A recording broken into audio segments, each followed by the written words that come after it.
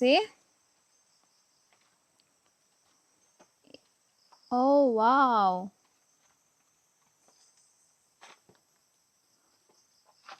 I miss this house. Okay. You see.